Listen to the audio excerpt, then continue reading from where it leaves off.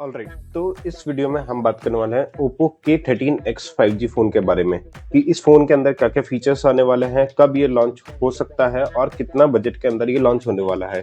तो ये सब शुरू करने से पहले आपको वो 3 काम पता है क्या करना है। Like share subscribe to mister Tech Sky. तो सबसे पहले ये जानते हैं कि ये जो फोन है वो कहाँ पे लॉन्च होने वाला है। तो ये फोन 2 जगह अवेलेबल होगा, एक तो फ्लिपकार्ट पे या फिर ओप्पो की ऑफिशियल वेबसाइट पे ये फोन मिलने वाला है और रिटेल स्टोर्स पे मिलने वाला है, लेकिन वो अपकमिंग डेज में। अभी एट प्रेजेंट जब ये लॉन्च होने वाला है और उसकी लॉन्च डेट है 23 of this June month. Okay, और जो इसका बजट होने वाला है वो अंडर 15K होने वाला है और ये बजट फ्रेंडली फोन रहने वाला है, 5G फोन।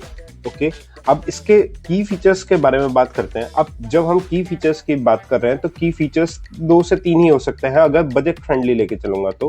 कैमरा, इसकी बैटरी और इसका डिजाइन। क्योंकि अगर हम बात करें इसका प्रोसेसर्स के बारे में या फिर इसके रिफ्रेश रेट, तो वो एक्सपेक्टेड होने वाला है, कुछ ऐसा न्यू नहीं होने वाला है क्योंकि वो एक बजट फ्रेंडली फोन है।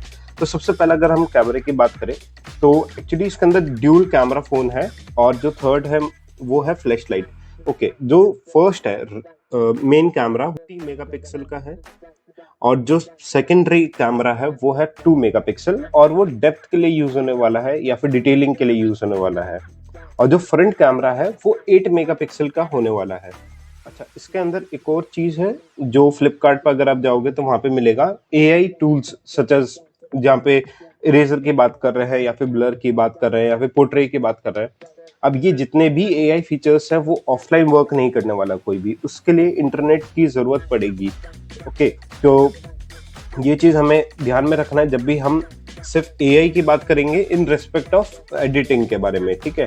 तो दूसरी हम बात करने वाले हैं बैटरी की। तो बैटरी जो है वो बहुत अच्छी आने वाली है, 6000 mAh की बैटरी है और ये रैपिड जो है वो चार्जिंग के साथ आने वाला है। अगर मैं 0 से 30 की बात करूँ तो वो 21 मिनट्स में कर देगा और इसकी 5 ईयर्स की प्रॉमिस है कि ये 5 ईयर्स तक ड्यूरेबल बैटरी है, ये कहीं जाने नहीं वाली बैटरी, या फिर इसका जो कैपेसिटी है वो अच्छी रहने वाली है।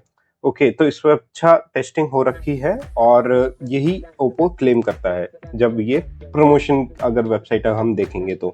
दूसरा इसका डिजाइन जो ये है वो 2 वेरिएंट में आने वाला है, एक तो मिडनाइट वॉयलेट में और सनसेट पीच के अंदर।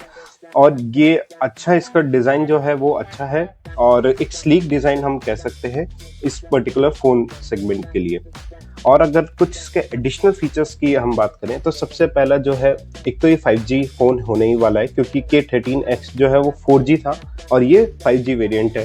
प्लस जो K13X के अंदर प्रॉब्लम थी एक नेटवर्क को लेके, वो यहाँ पे एनहेंस करा है। अब 360 डिग्री एंटीना सिस्टम इसमें लगा दिया है तो नेटवर्क प्रॉब्लम इसमें नहीं आएगी।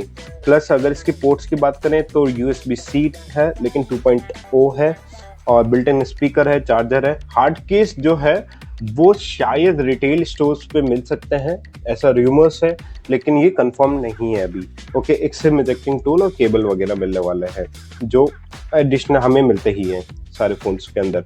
ओके, और इसका जो फोन साइज है वो 6.72 या फिर 6.78 बेस्ड ऑन रीजन से मतलब हो सकता है ये फोन अगर ग्लोबली लॉन्च हुआ वो 6.78 हो सकता है। तो इतना माइन्यूट डिफरेंस ये आने वाला है इस फोन के अंदर। अगर लेकिन हाँ, मेन जो रहने वाला है 6.7 के आसपास ये इसका स्क्रीन साइज रहने वाला है।